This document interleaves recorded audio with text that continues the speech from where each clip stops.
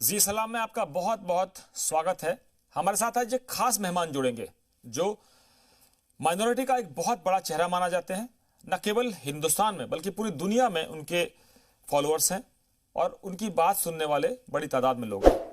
प्रधानमंत्री नरेंद्र मोदी उनके संगठन के कामों की सराहना मन की बात में करते हैं।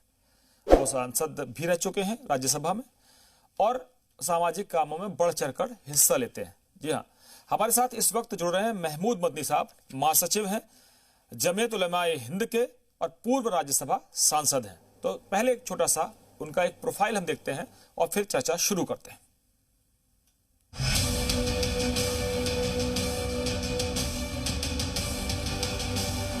मौलाना महमूद मदनी जमीयत उलमाए हिंद के जनरल सेक्रेटरी और हिंदुस्तान में मुसलमानों की क़यादत का बड़ा चेहरा माने जाते हैं। मुसलमानों के मसाइल बुलंद करने के लिए पार्लियामेंट में भी नुमाइंदगी कर चुके हैं। मौलाना साहब ने अपनी तालीम दारुल उलूम देवबंद से मुकम्मल की।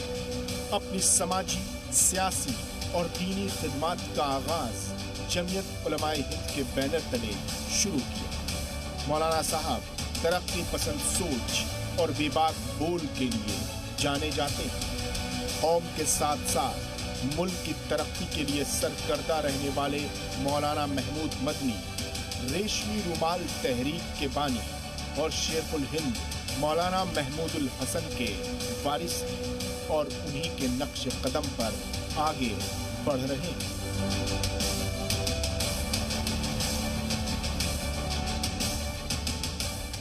बहुत बहुत स्वागत है महमूद मदनी साहब आपका जी सलाम में। हम आपका इस्तकबाल करते हैं। आप एक ऐसे संगठन के नुमाइंदे हैं, महासचिव हैं, शुक्रिया।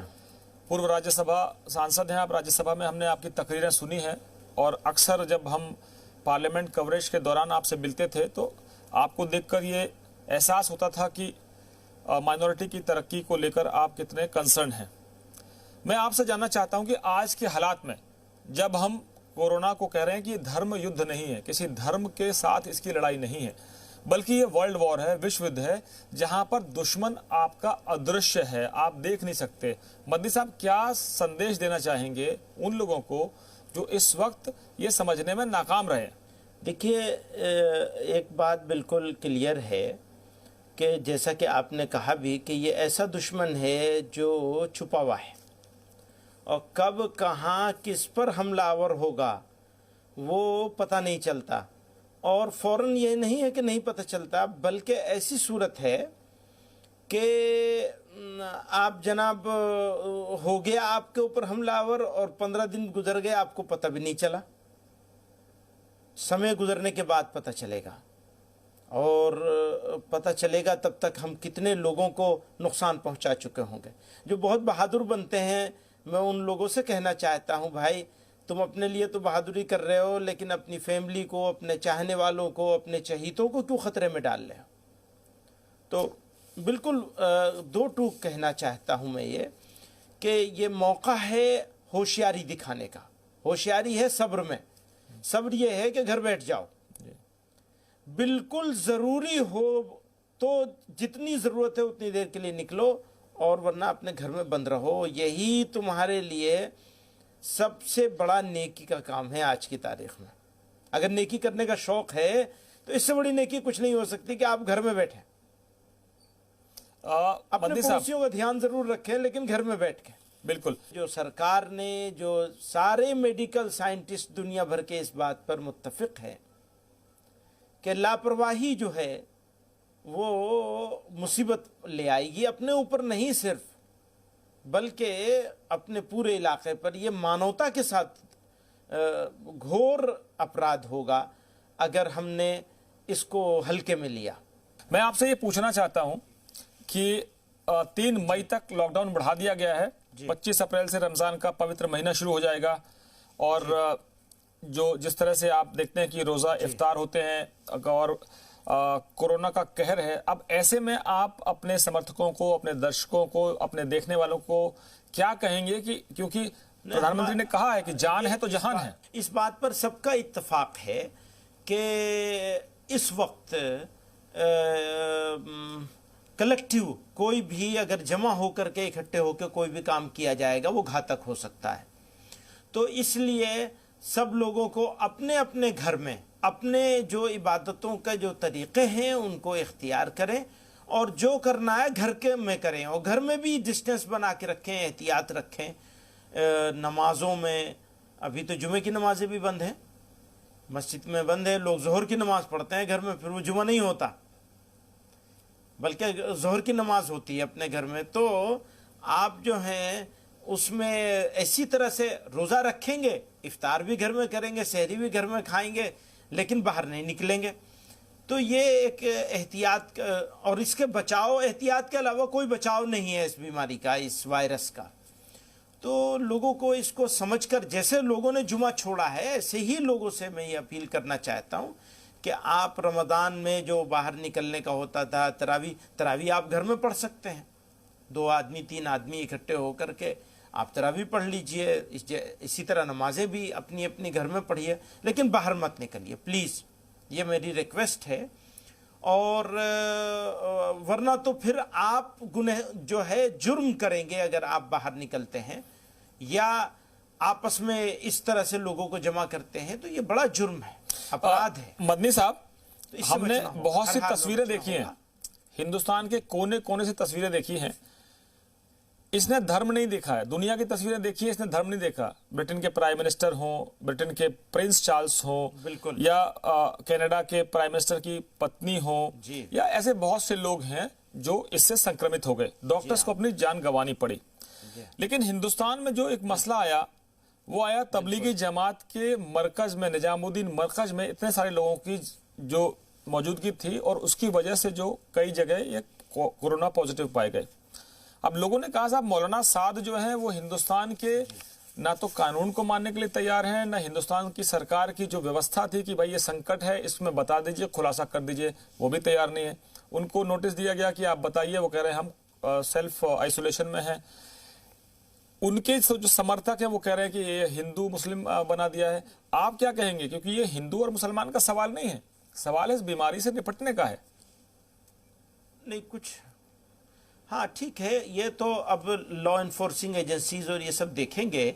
मेरा कहना यह है कि जिस तरह से माहौल मीडिया पे बनाया गया, वो माहौल इस ज़माने में जब हम एक महामारी से लड़ रहे हैं और हमारे सामने युद्ध की सी हालत है, वो माहौल बनाया जाना थोड़ा मुनासिब नहीं था, इससे बचना था। और उसी का रिज़ल्ट ये हो रहा है कि मोहल्लों में, देहातों में, रास्तों में, जगह जगह इसको लेकर के काफ़ी भ्रम फैला है और लोग अलग अलग अंदाज से, अलग अलग तरह से रिएक्ट कर रहे हैं, अटैक भी हो रहे हैं, फलां हो रहा है। तो ये ऑलरेडी मुस्लिम सोसाइटी जो है वो अपने आप को वल्नरेबल फील करती है, अपने आप को आइसोलेटेड फील करती है। क्यों इस वाक़े ने उसको और ज्यादा आइसोलेट कर दिया है।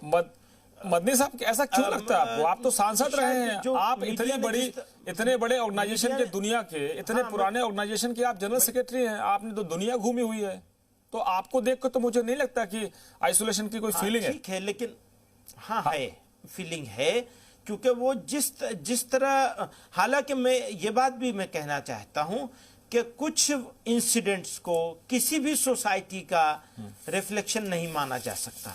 मसलन अगर किसी जगह कोई इंसिडेंट हो गया, जैसे मरकज का ये इंसिडेंट आपने बताया जी, तो वो पूरी मुस्लिम सोसाइटी का रिफ्लेक्शन उसको नहीं माना जाना चाहिए।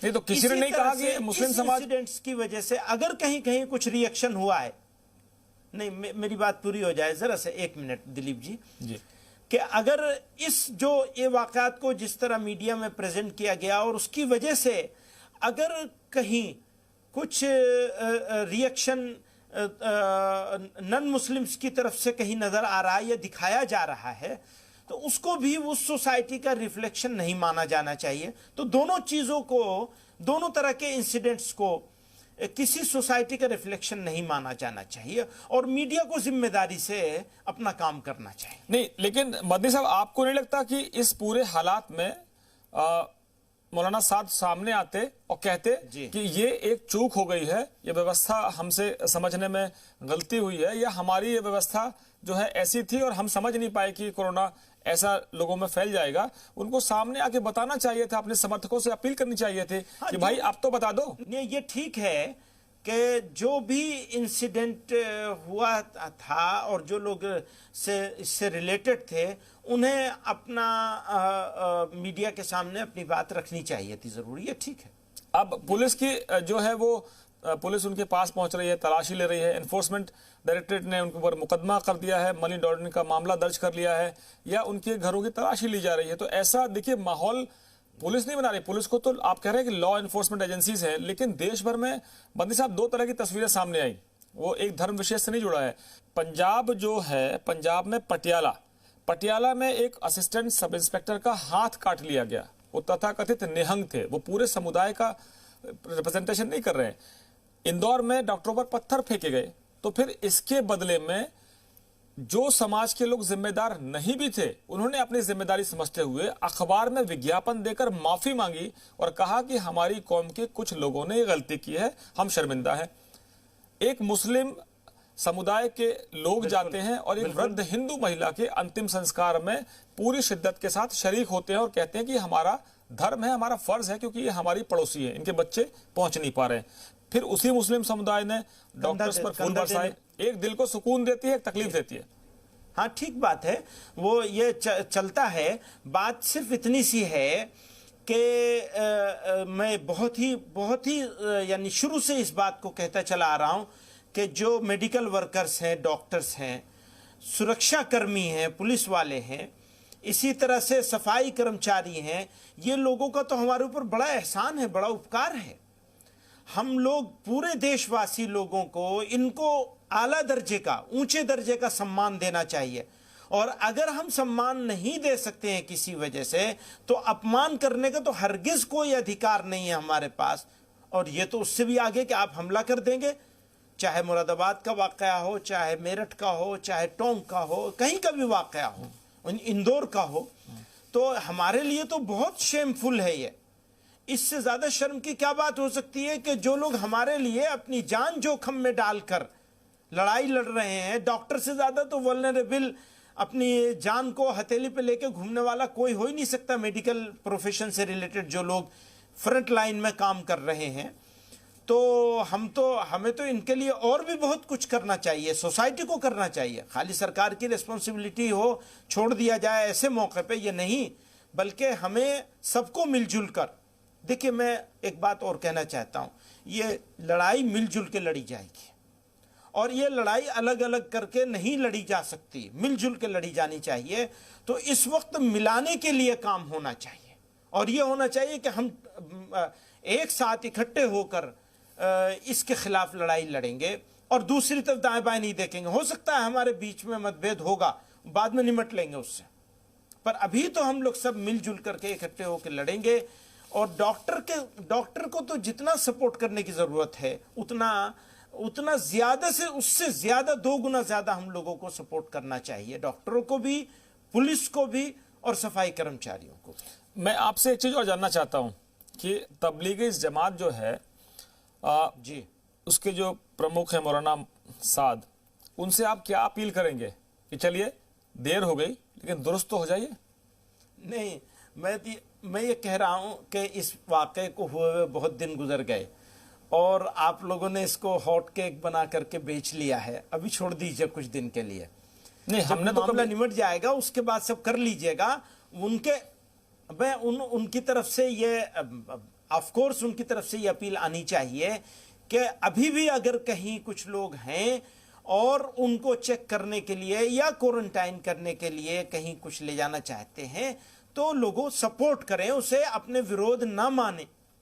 पब्लिक को ये कहना चाहिए, हम सब लोगों को कहना चाहिए कि ये हमारा विरोध नहीं है बल्कि हमारा सपोर्ट है। ये लोग हमारी मदद करने आए हैं कि अगर हमारे में कुछ इसके संक्रमण के या इसके कुछ असर है तो कम से कम हम दूर हो जाएंगे तो हमारे बच्चे तो बच जाएंगे, फैमिली तो बच जाएगी। तो ये एक कोशिश जो है, इस कोशिश को कामयाब करना है जब तक चेन कटेगी नहीं। अगर नहीं कटी है चेन, खुदा न खास्ता, तो इसका हमें बहुत बुरे दिन देखने पड़ सकते हैं। उस बुरे दिन से बदनी साहब अपना करके तो कलेजा मुंह को आता है। मद्दी साहब, मैं सोच भी नहीं सकते हम। जमीयत उलेमा हिंद की, आपके संगठन से जुड़े हुए तमाम वो लोग जो काम करते हैं, और मुझे क्या सर्टिफिकेट देने का अधिकार है, देश के प्रधानमंत्री ने जो आप लोगों के संगठन ने गुजरात में काम किए हैं उसकी तारीफ मन की बात में की थी उन्होंने। हम आपको सर्टिफिकेट देने का अधिकार नहीं रखते, लेकिन मैं आपसे एक पूरी विनम्रता के साथ कह रहा हूं कि जैसे आपने कहा कि हमने हॉट केक बनाकर बेच लिया, आप कैमरे के उस पार है, मैं कैमरे के सामने हूं। पूरी विनम्रता से कह रहा हूं, पूरी विनम्रता से कह रहा हूं कि मैंने आपको आमंत्रित इसलिए किया है कि आपकी बात लाखों करोड़ों लोग सुनते हैं, चाहे वो माइनॉरिटी के हों, चाहे दुनिया के किसी भी और भी धर्म के दूसरे लोग भी हों, क्योंकि आपका एक अलग पहचान है। मैं आपसे कह रहा हूं कि अगर आप हमारी जगह होते तो क्या करते हैं? जी, मैं आपको तकलीफ पहुंची है, मैं अपने अल्फाज वापस लेता हूं, मैं उसके लिए माफ़ी भी चाहता हूं, कोई बात नहीं है। आपको मैं तकलीफ पहचाना मकसद नहीं था बिल्कुल भी, और आप अपने दिल में मत लीजिए। आपके साथ मेरा एक दोस्ती का भी तो है ना तिवारी जी, तो इसलिए आप उसको बुरा मत मानिए। और मैं सिर्फ इतनी बात कहना चाहता हूं, ये वक्त हम लोगों को साथ मिलकर लड़ने का है। हम लोग साथ मिलकर के लड़ लें। वो एक इंसिडेंट हो गया। देखिए, एक बात और बताऊंगा, मैं किसी के सपोर्ट में नहीं, बल्कि एक बात है, हमने लॉकडाउन हमारे देश ने क्यों किया, और एकदम लॉकडाउन करने का फैसला बहुत ही सही टाइम पर किया गया। वो क्यों किया गया? चेन तोड़ने के लिए, आइडेंटिफाई करने के लिए, लोगों को बचाने के लिए आपने लॉकडाउन किया। एक शानदार कदम था। उसके लिए सरकार को, प्राइम मिनिस्टर को, कैबिनेट को, सबको जितनी बधाई दी जाए, शुक्रिया अदा किया जाए, बधाई से ज़्यादा शुक्रिया दिल से अदा किया जाए, वो कम है। उसके बाद तबलीगी जमात के सेंटर से और सेंटर से जुड़े हुए 25,000 से के करीब, पता नहीं फिगर आप ही लोगों से पता चली है, हो सकता है ऊपर नीचे हो कुछ, लोगों को क्वारंटाइन किया गया। ये सारी जो एक्सरसाइज हुई है, ये एक्सरसाइज होने का भी हमको, हमारी कम्युनिटी को और देश को, तीनों को फायदा हुआ। अगर किसी वजह से लॉकडाउन ना होता तो इसका पता भी नहीं चलता जी। तो हम कामयाब हो गए, यानी मेरा देश की सरकार कामयाब हो गए, हम नाकाम नहीं हुए हैं। वरना पता भी नहीं, पता चल गया, उनको क्वारंटाइन कर लिया गया, जो पेशेंट्स थे आइडेंटिफाई कर लिए गए, और जो कहीं अगर, अब आगे की बात मैं कह रहा हूं कि जो अगर कहीं रह गए हैं इत्तेफाक से, उन्हें खुद आगे आना चाहिए, जिन्होंने विजिट करी है, या जिनके पास मैं तो ये कहता हूं 25 फरवरी के बाद से या और भी पहले की डेट कर ली जाए, जो लोगों ने यहां विजिट करी है या यहां से विजिट किए हुए लोगों से जो लोग मिले हैं, उन्हें खुद से आगे आना चाहिए। आगे आके कहना चाहिए, भाई हमारा टेस्ट कर लो, चेक कर लो, हमारे सिम्टम्स देख लो, जरूरत हो हमें क्वारंटाइन कर लो। और मैंने सरकार से बार बार ये ऑफर की है, चीफ मिनिस्टर उत्तर प्रदेश साहब से भी कहा है, गृह मंत्री साहब को भी ये बात पहुंचाई है कि और भी सरकार के जो इदारे हो सकते हैं, बड़े लोग हो सकते हैं, कई लोगों तक ये बात पहुंचाई है मैंने कि जहां क्वारंटाइन सेंटर बनाए जा रहे हैं, वहां पर एनजीओस को खाने पीने और दूसरी सुविधाओं के अरेंजमेंट के लिए अगर इन्वॉल्व कर दिया जाए तो एक तो सरकार का बोझ कम हो जाएगा, और समाज सेवी संस्थाएं अगर आगे आ जाएंगी तो लोगों की शिकायत भी थोड़ी सी कम हो जाएगी। तो ये एक, इसको टोटलिटी में अगर आप देखेंगे तो हमें मिलजुल के काम करने की, जिसको मैं बार बार कहता हूं, खाली सरकार के भरोसे छोड़ दिया, क्वारंटाइन सेंटर में खाना, चाय, ये वो, सफाई, जो कुछ भी इंतजाम है वो सब सरकार करे। सरकार की तो जिम्मेदारी है, उसे करना भी चाहिए, लेकिन हम लोगों को साथ ले ले। तो ये मैं ऑफर कई मरतबा कर चुका हूं। तो अभी तक कोई रिस्पांस नहीं आया आपके पास? जल्द ही इसके ऊपर कोई फैसला भी होगा अभी तक, लेकिन वो इसको इन प्रिंसिपल एग्री हो गए हैं कि हाँ ये ठीक मशवरा है। अब उसमें क्या होगा कि जो मेडिकल गाइडलाइन है उनको तो तोड़ नहीं सकती ना सरकार, वरना तो और दूसरे सवाल खड़े हो जाएंगे। तो वो देख रहे हैं कि गाइडलाइन को भी टूटने न दिया जाए और कैसे जोड़ लिया जाए समाज सेवी संस्थाओं को। तो मैं समझता हूं कि हफ्ते 10 दिन में कुछ इसके ऊपर फैसला हो जाएगा। ये फैसला अगर जितना जल्दी हो जाए और हम लोग कुछ काम करने लगे तो और आसान हो जाएगा। एक और मेरा सुझाव है जी, वो ये है कि जहां इंफॉर्मेशन मिलती है और पुलिस मेडिकल ऑफिसर्स को, डॉक्टर्स को लेकर पहुंचते हैं, तो वहाँ के जो लोकल रिलीजियस लीडर्स हैं और सोशल लीडर्स हैं, पॉलिटिकल नहीं, रिलीजियस और सोशल लीडर्स हैं या वर्कर्स हैं, उनको कॉन्फिडेंस में लिया जाए और उनको साथ लेकर या उनको भेजकर उनकी मदद से ये काम किया जाए, तो अफवाह फैलाने वालों को मौका नहीं मिलेगा। बहुत तरह तरह की अफवाहें चलाई जा रही हैं, वो इंजेक्शन लगा के तुम्हें कोरोना दे देंगे, तुम्हें ये कर देंगे, तुम्हें वो कर देंगे। लोग डर जाते हैं और डर के रिएक्ट कर देते हैं जिहालत में या नादानी में या अफवाहों में आकर। तो इसको भी अगर कर लिया जाए कि डिस्ट्रिक्ट, बहुत जगह डिस्ट्रिक्ट एडमिनिस्ट्रेशन ने ऑलरेडी किया है ये और कामयाब हुआ है। अब देखिए ये 3-4 इंसिडेंट हुए हैं पुलिस पर हमले करने के, लेकिन 700 से ज्यादा जगहों पर पुलिस ने लोगों को क्वारंटाइन करके ले गए हैं, कभी दिन में और कभी रात में। वो अच्छे से लोग चले गए। हो सकता है ज़बानी किसी ने कहा भी होगा, भाई ऐसा भी मेरे पास है कि रात में पहुंचे पुलिस वाले, लोगों ने कहा ये औरतें बच्चे बताइए कैसे जाएंगे रात में। पुलिस वालों ने कहा अच्छी बात है, आप सो जाइए, हम सुबह आएंगे।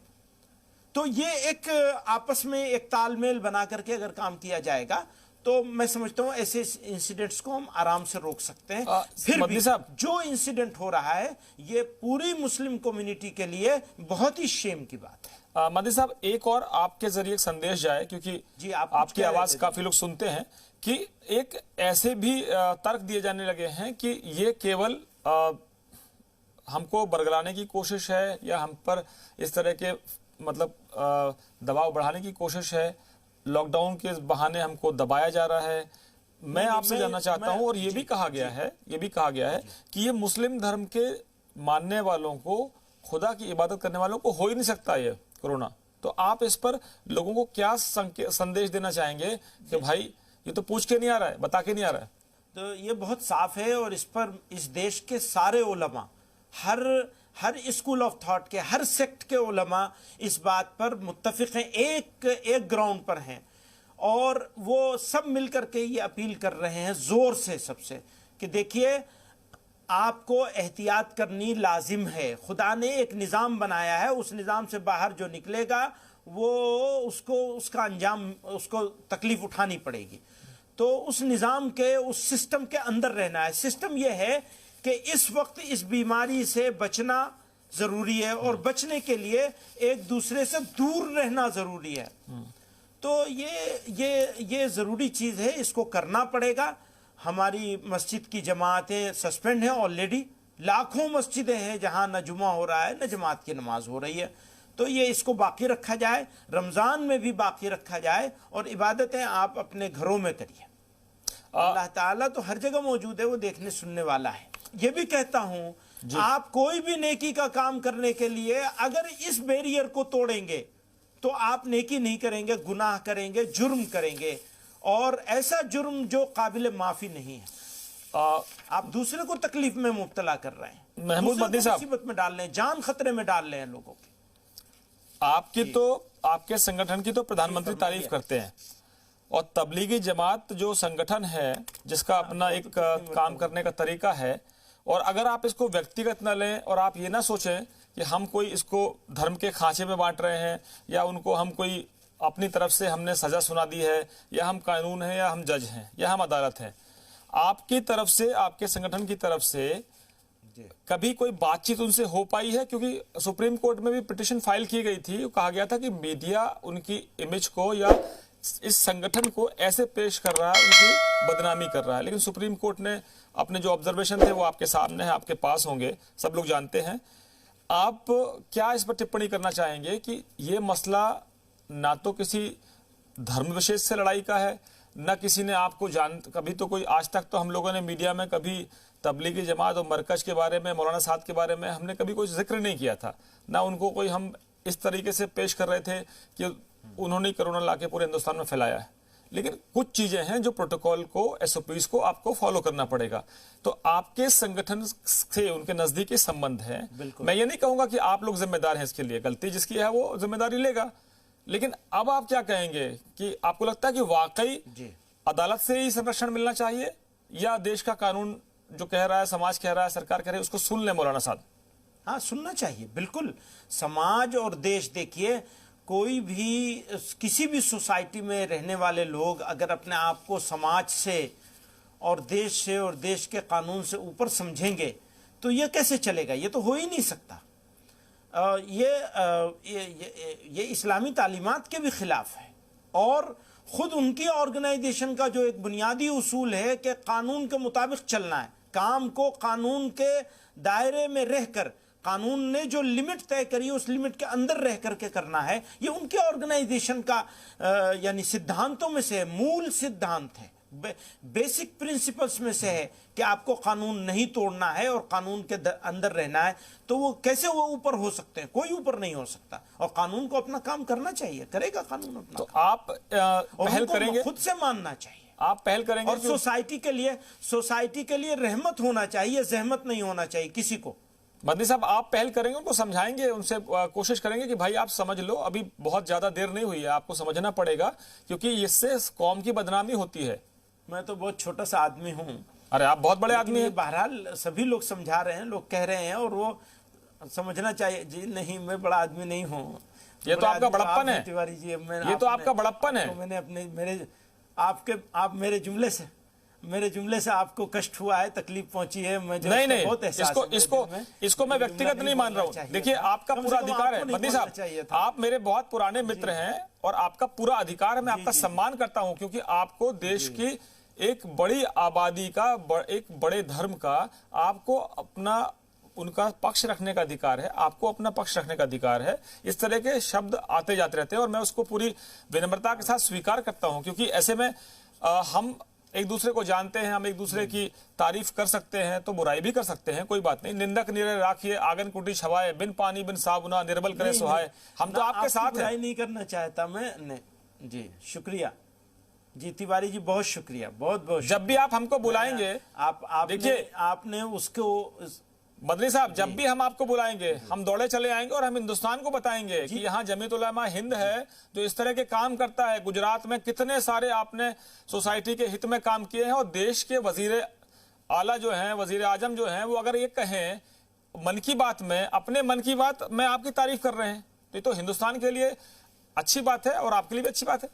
खुदा करे जल्दी से हम लोग मिलजुल करके इस लड़ाई को लड़के जीत लें एक मर्तबा, तो फिर बैठेंगे जरूर। मदनी साहब, एक और तस्वीर में आपसे बस आखिरी दो चंद सवाल हैं कि आजकल हमारे हीरो बदल गए हैं अक्सर। मतलब आप तो चूंकि बड़े धर्मगुरु हैं, आपके फॉलोअर्स बहुत हैं। पहले हम कहते थे हीरो ये हैं, क्रिकेटर्स को हीरो मानते थे या पॉलिटिशियंस को हीरो मानते थे या कोई ऐसा शख्स जो समाज में रॉबिन हुड की छवि हो जाती थी उसकी। लेकिन आज हीरो बदला है, आज सफाई वाला हीरो है, आज आपका वो शख्स हीरो जो सब्जी पहुंचाता है, वो शख्स हीरो है जो रियल सफाई करता है, डॉक्टर्स है, जो सड़क पर बैठे हुए पुलिस वाले हैं या उनके स्टाफ के लोग हैं। तो आपको लगता नहीं कि अब हीरो बदलने का वक्त आ गया है? देश बदलो, सोच बदलो और अपना हीरो भी बदल लो। बिल्कुल, वो हमारे रियल हीरोज हैं, अपनी जान को खतरे में डालकर फ्रंट लाइन पे लड़ाई लड़ रहे हैं हमारे लिए, मानवता के लिए, देश के लिए। तो हम कितना भी उनका शुक्रिया अदा करें कम है, वो रियल हीरोज हैं। बिल्कुल, ये मानना पड़ेगा और हमें उनके साथ खड़ा होना चाहिए। यानी हम उनके साथ हैं, उनको दिखना चाहिए, उनको एहसास होना चाहिए कि देश उनका आभारी है, उनका शुक्रगुजार है, सब लोग। जी हाँ, बिल्कुल, वो रियल हीरोज। मदनी साहब, आपने दुनिया के कई मुल्कों की यात्रा की होगी और दुनिया का बड़ा अनुभव है आपको। आप संसद में नुमाइंदगी कर चुके हैं, आप राज्यसभा में मेंबर रहे हैं, आपने जब भी सवाल उठाए हैं, जब भी अपनी बात रखी है तो लोगों ने गौर से सुना है उसको और तारीफ भी की है आपकी। मैं आपसे ये भी जानना चाहता हूं मदनी साहब, ये कभी ऐसा हमने तो देखा नहीं था कि जब आदमी अपनों से मिलने से डरने लगे, घर से बाहर निकलने से डरने लगे, कि कहीं ऐसा ना हो कि जनाब कोई मिले और हमको। बिल्कुल, पहले तो लोग कहते थे कि हाथ मिलाने से क्या होगा जब दिल नहीं मिलेंगे। अब तो कहता है कि अतिथि तुम कब जाओगे, आओगे नहीं, आने की जरूरत नहीं है, अतिथि तुम चले जाओ। ऐसा हालात हो गए हैं। ऊपर वाले से, मालिक से हमें सबको मिलके दुआ करनी चाहिए, प्रार्थना करनी चाहिए कि जल्दी से ये हालात गुजर जाएं और हम लोग जो हैं वो इस मुसीबत से दुनिया और इंसानियत निकल जाए। तो यही दुआ कर सकते हैं, लेकिन दुआ के साथ दवा करनी पड़ेगी और दवा ये है कि आप एक दूसरे से दूर रहेंगे। यानी मैं तो एक बात और कहता हूँ, लॉकडाउन सरकार ख़त्म भी कर दे तो भी हमें एहतियात नहीं छोड़नी है। पूरी एहतियात अपने अज़्म से, अपने इरादे से हमको पूरी एहतियात करनी है। अच्छा मदनी कि साहब, सिर्फ सरकारी ऑर्डर से, मजबूरी में, पुलिस के से डर के। जी, आपके संगठन जी, को, फरमाइए। आपको तो बड़े बड़े जलसे करने के लिए जाना जाता है, लाखों की तादाद में आपके फॉलोअर्स हैं, और जब भी आप लोग कहीं जलसा करते हैं तो बड़ी संख्या में लोग आते थे। हमने वो भी देखा है कि जब आपके संगठन के लोग मिलके और तमाम मुद्दों पर समाज में कैसे बदलाव लाना है, कैसे उनकी तरक्की के लिए काम करना है। लेकिन अब तो ऐसा लगने लगा है कि किसी को बुलाएंगे तो दिक्कत ना हो जाए। अब ये हालात जल्दी बदलने के संकेत भी नहीं मिल रहे हैं। जी अब हाँ। कैसे करेंगे आप, उनको कैसे समझाएंगे कि आप अपना काम, आजकल हाँ। बच्चे पढ़ाई कर रहे हैं टेक्नोलॉजी के जरिए, एप्स के जरिए पढ़ाई कर रहे हैं, ऑनलाइन पढ़ाई शुरू हो गई है, तो लगता है कि हमको इसी मुश्किल के बीच से फिलहाल तो कोई रास्ता तो निकालना पड़ेगा। हाँ, बस वो यही है कि काम को ऑनलाइन हो, और आपका मीडियम है ना हमारे पास, आप बैठे हैं तो बहुत सारे मैसेज तो आपके थ्रू ही जाएंगे। हम तो इसलिए बैठे हैं आपके साथ। मैसेज तो आप ही के, यानी सबसे बड़ी ताकत तो आप हैं जी। तो आपका प्लेटफॉर्म जो है उसको हम इस्तेमाल करेंगे जरूर। बहुत स्वागत है आपका। और अक्सर करेंगे, अभी भी हो रहा है जी कि जो मैसेज जो जी हम तो ये कहेंगे कि जब भी आप बुलाएंगे मैसेज हम अपना आगे संदेश आपके देने जरिए के से लिए, सारे जा रहे हैं। पूरे मुल्क को बताने के लिए, और हम सिर्फ आरोप लगाने के लिए नहीं बैठे हुए। हम तो ये कहते हैं कि अच्छा काम होता है वो भी देखिए, बुराइयां तो सब देखते हैं, अच्छाइयां देखने वाला भी तो होना चाहिए। हम तो आपकी अच्छाइयां भी दिखाएंगे। हाँ, वो वही एक मुश्किल है कि अच्छाई पीछे रह जाती है। वो जो एक काला धब्बा है, बस वो नजर आता है सबको। लेकिन बहरहाल अच्छा है, आप एफर्ट कर रहे हैं और मैं आपका शुक्रिया अदा करता हूँ तिवारी जी। बहुत बहुत शुक्रिया मौलाना महमूद मदनी साहब। और हम उम्मीद करते हैं कि आपको जिन दर्शकों ने जी सलाम के जरिए देखा होगा, जी मीडिया के जरिए देखा होगा, वो आपकी बातों पर अमल करेंगे, क्योंकि प्रधानमंत्री ने कहा है जान है तो जहान है। और आपके जो नुमाइंदे हैं, आपके जो लीडर्स हैं, वो भी इसे कह रहे हैं कि खुदा की इबादत करें, लेकिन घर में रहकर करें, और इस तरह के हालात न पैदा करें जिससे आपके समाज का, आपके कौम का नाम खराब हो। धर्म कोई भी हो, इस वक्त जरूरत यह है कि हम सब मिलकर इस जंग को लड़ें, जो कि एक तरह से अदृश्य दुश्मन हमारे साथ है। बहुत बहुत धन्यवाद। बने रहिए हमारे साथ, खबरों का सिलसिला जारी है।